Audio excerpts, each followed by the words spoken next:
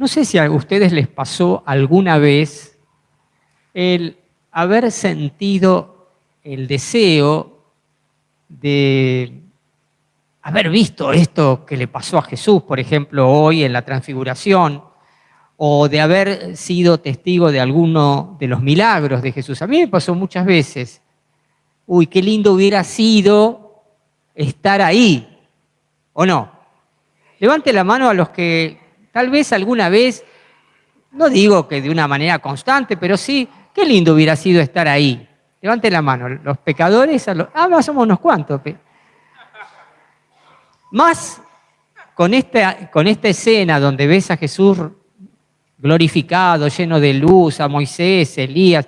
Ay, qué bien se está, qué bueno que estemos aquí, qué bien se está aquí. Y nos imaginamos, qué bien se está aquí en tu presencia, glorioso.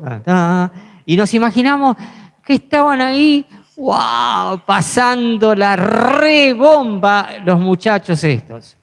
Bueno, quiero decirles que nosotros hoy tenemos ventajas sobre ellos, porque todo lo que ellos vivieron en la montaña santa, todo lo que ellos vivieron, que ahora me voy a detener en lo que ellos vivieron, pero todo eso que ellos vivieron en la montaña santa tenía como objetivo, como finalidad, que escuchen, ¿no? O sea, que oigan y que escuchen la voz de Dios. Y en eso estamos todos equiparados, porque si estamos aquí tal vez no vamos a ver a Jesús glorioso, no sé, sería, si pasa, nos caemos de espalda acá más de uno.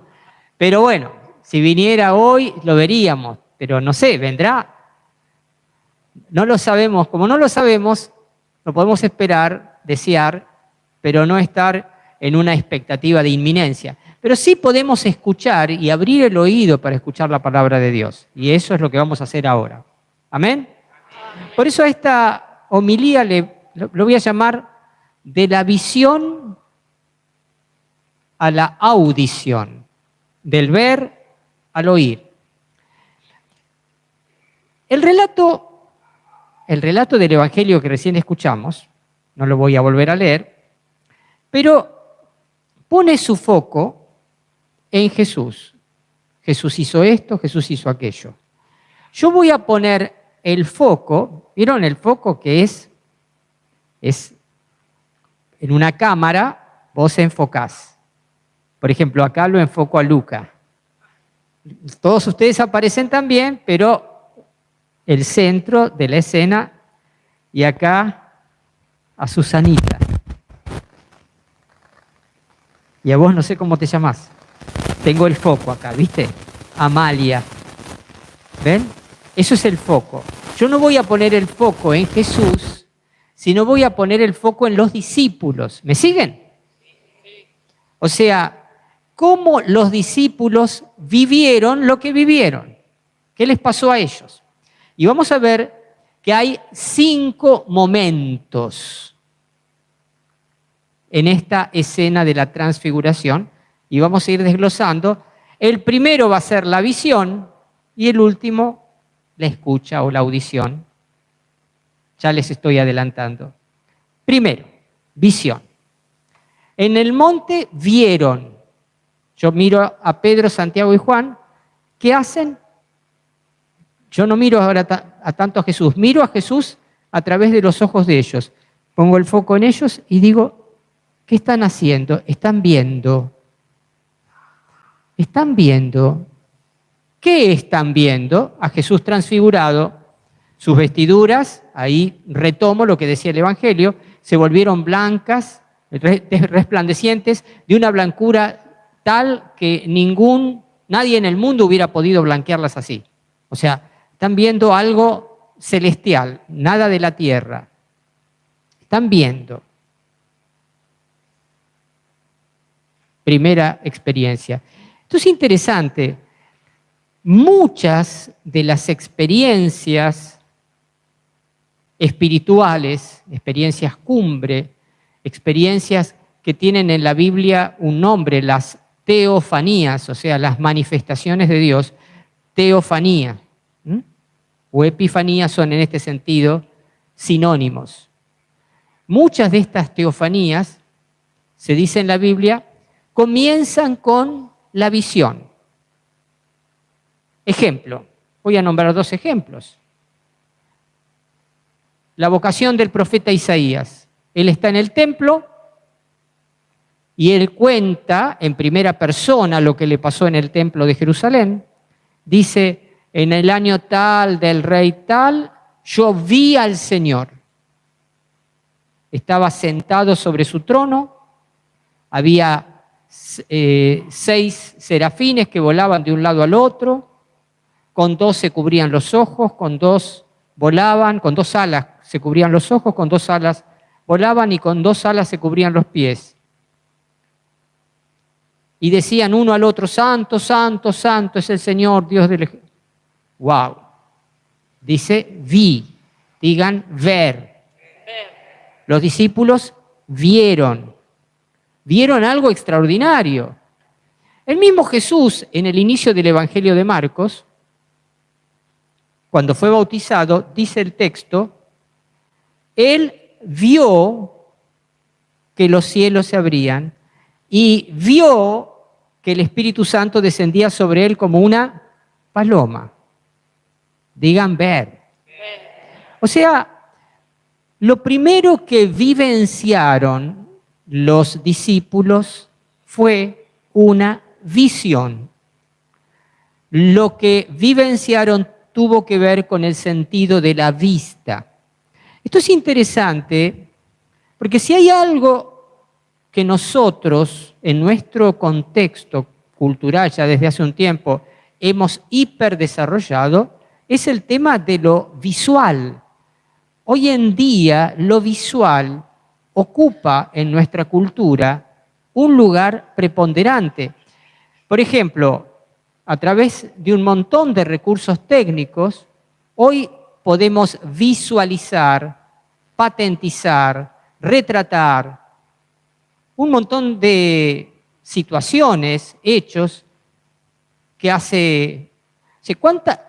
A ver, ejemplo, el otro día encontré en mi casa, pintando, un cuadro del matrimonio de mi abuelo y mi abuela paternos. Los voy a hacer recuadrar. Esa foto es un incunable, no existe. Además es imposible volver a retratar algo así, eso es histórico.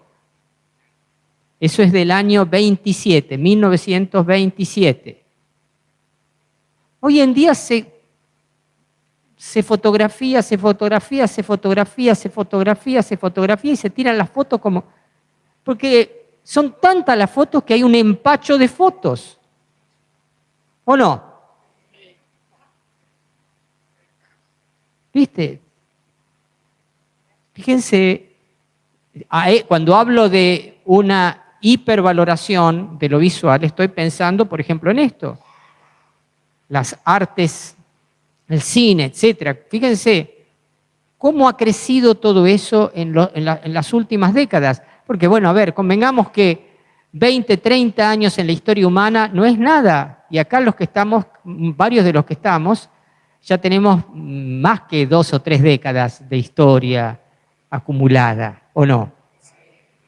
A mucha honra. Digan ver. Segundo, ¿qué pasó con ellos? El texto del Evangelio dice que se les aparecieron Elías y Moisés dialogando o hablando con Jesús. O sea, ellos vieron a Jesús, pero también vieron a Moisés y Elías y los reconocieron. Porque, a ver, es importante reconocer, no solo ver, también reconocer. Moisés y Elías habían vivido muchos siglos antes de los discípulos, ¿sí o no? ¿Cómo sabían ellos entonces que los que se aparecían ahí eran Moisés y Elías? ¿Tenían un cartelito acá en la frente? No sabemos cómo fue, Pero de alguna manera, esto es interesante, hay un reconocimiento que no tiene solo que ver con lo visual, porque evidentemente para reconocer a través de lo visual tuvo que haber un conocimiento anterior, un encuentro anterior. Y les cuento, fotos de Moisés y de Elías no había en esa época todavía. Y cuadros menos, porque en el mundo judío representar figuras humanas era algo bastante, se consideraba hasta casi pecaminoso, casi como un acto idolátrico. Por tanto, no había fotos, no había cuadros, no había esculturas, menos aún. Y convengamos que tanto un cuadro de Moisés como de Elías más representaría cómo se lo imaginaba su autor que cómo eran estos dos personajes en realidad. Bien, no se me durmieron, ¿no? Fíjense que entonces este reconocer es un acto del alma. Les voy a contar, hace unos años tuve una conversación con una persona cristiana evangélica y me largó algo que siempre me quedó dando vueltas. No es que adhiera a este pensamiento en su totalidad, pero me pareció interesante y ahora creo que el Espíritu Santo me lo está recordando. Y él decía a esta persona que en el cielo nos vamos a reconocer por la voz. Fíjense, no ponía el acento en lo visual, sino en lo auditivo. Nos vamos a reconocer por la voz. Yo a algunas personas las reconozco por la voz, ¿o no? Cuando ya hablas por teléfono con alguien conocido, ¿reconoces o no reconoces por la voz? Sí.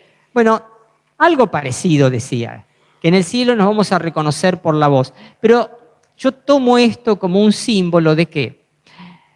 De que existe un reconocimiento del corazón. ¿Viste? Hay un reconocimiento que viene a través del amor de Dios que está en nuestro corazón.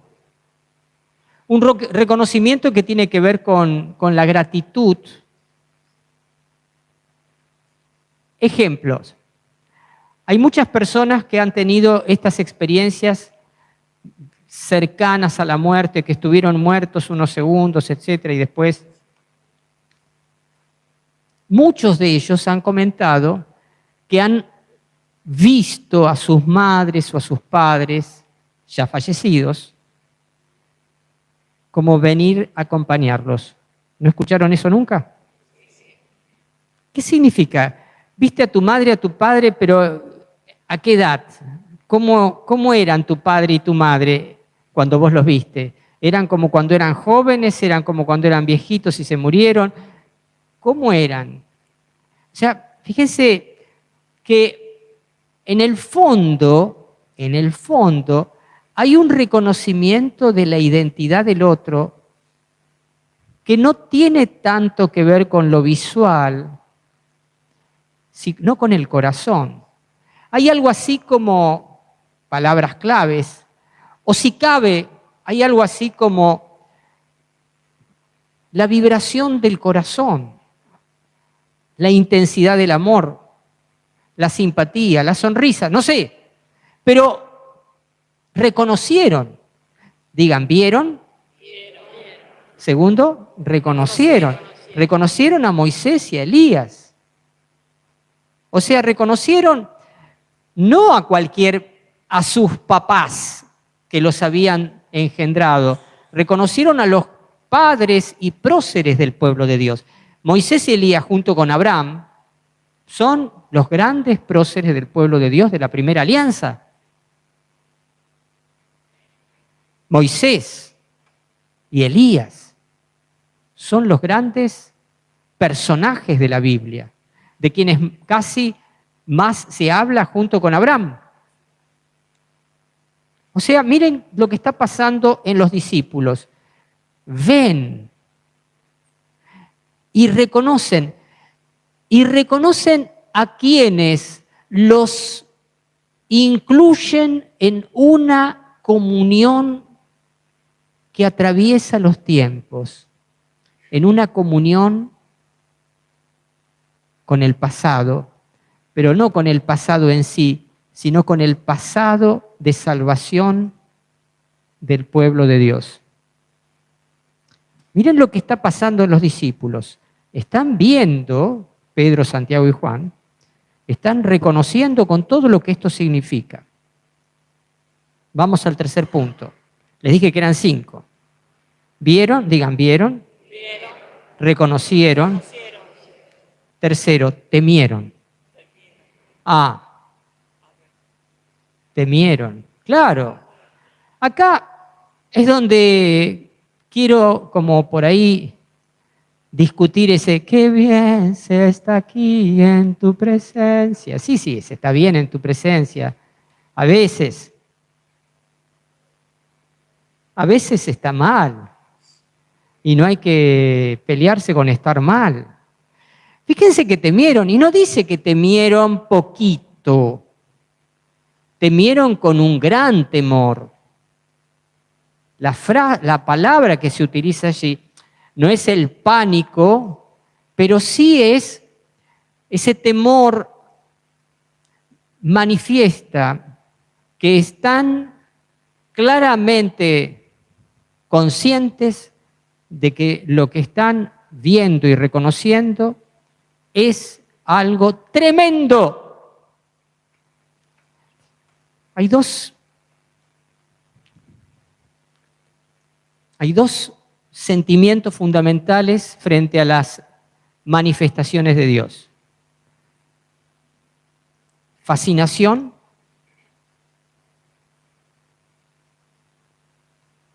y temor, pero no cualquier temor. Este temor frente a lo tremendo, tremendamente grande, tremendamente fuerte, tremendamente... No, esto no supera esto me revienta la cabeza, yo frente a esto es como de repente estar en el medio del océano y no tener ningún otro punto de referencia que el horizonte para todos lados. La experiencia de una grandeza inmensa que supera toda medida. Temieron.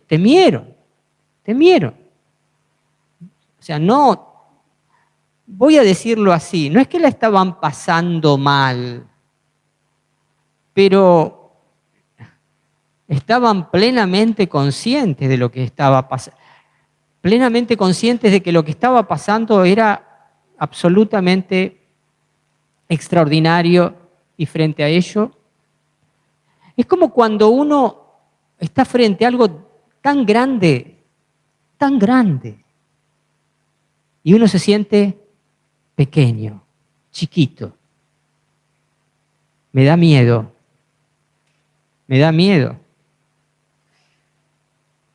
Digan, ¿vieron? Reconocieron, temieron. Cuarto, hablaron. Digan, hablaron. Se dan cuenta que estamos con el foco en ellos, ¿no? En los discípulos. Hay un temor que enmudece y hay un temor que moviliza. En este caso, a pesar de que temieron con temor grande, no fue un temor que los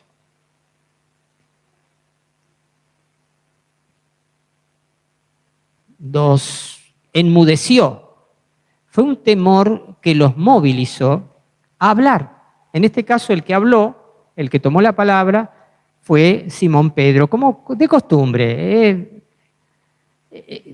Y ojo, que en el Evangelio se diga que Simón Pedro tomó la palabra, no quiere decir que quiera expresarse que era un bocón, sino que de alguna manera él representa a todos los demás apóstoles. Pero lo que dijo fue esto. Dijo, qué bien estamos aquí. Si quieres, construiré 3 tiendas o 3 carpas, una para ti, otra para Moisés y otra para Elías. La frase "qué bien estamos aquí" es una traducción de la frase del Evangelio en griego, porque también se podría traducir, y creo que con mayor precisión todavía, de esta manera: qué bien que estemos aquí. Una cosa es qué bien que estamos aquí, y otra cosa es qué bien que estemos aquí. Son dos cosas distintas. Qué bien que estamos aquí es: qué bien se está aquí en tu presencia. Qué bien que estemos aquí es para algo. Qué bien que estemos aquí para levantar 3 carpas.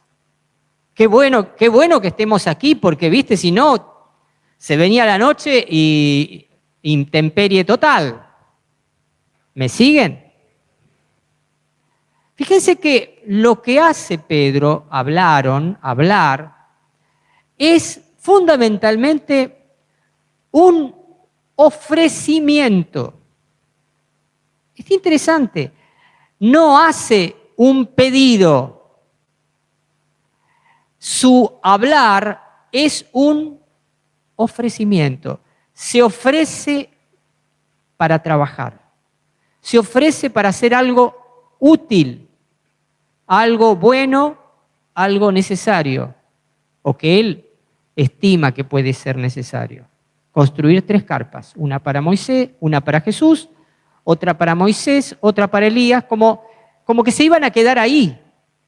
Así, ya que se van a quedar acá, levantamos 3 carpitas y listo, para pasar la noche. ¿Me siguen? O sea, fíjense qué interesante, ¿no?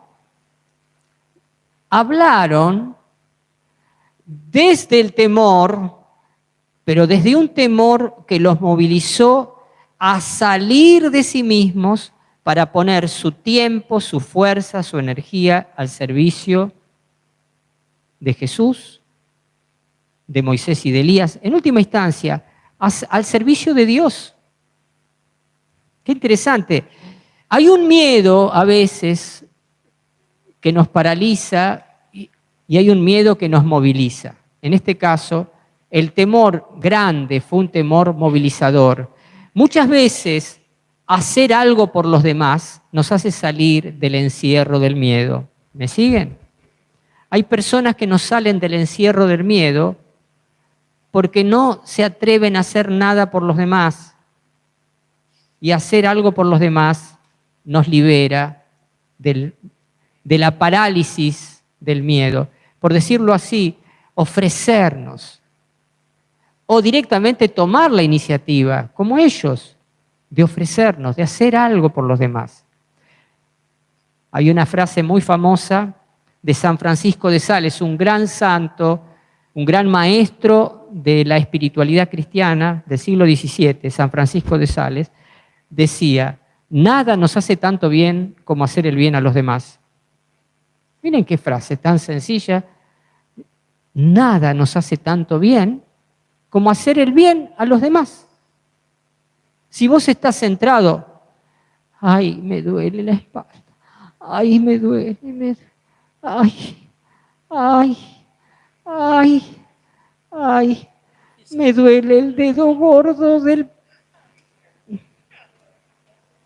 Y los que están escuchando también. Ay, me duele la panza. A ver, si estás, no quiere decir que no te duela de verdad, ¿no? Pero cuando vos haces algo por los demás, de repente se te van los cosos, los demonios ahí que te dan vuelta y te dan vuelta y te dan vuelta. ¿No? ¿Me siguen o no me siguen? Entonces, vamos a repasar. Primero, vieron. Estamos mirando a cómo ellos ven, cómo viven la escena. Vieron, reconocieron, temieron, hablaron y por fin oyeron. Oyeron la voz de Dios que salió desde una nube. Fíjense, toda la experiencia comienza centrada en el sentido de la vista.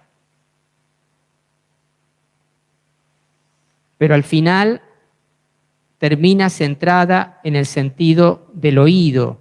Oyeron la voz de Dios desde la nube que decía: este es mi Hijo, el elegido, escúchenlo. Oyeron la voz, una voz que los emplazó en una actitud nueva de escucha. Escúchenlo. Escúchenlo a Él. Incluso dice, para que quede claro que es a Él a quien tienen que escuchar, de repente levantan la mirada, estaban con la mirada baja, levantan la mirada y se dan cuenta de que no había nadie más, que estaba Jesús solo con ellos.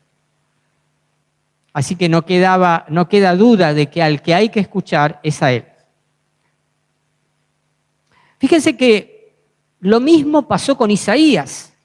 Yo les conté que Isaías primero empezó viendo, pero al final escuchó.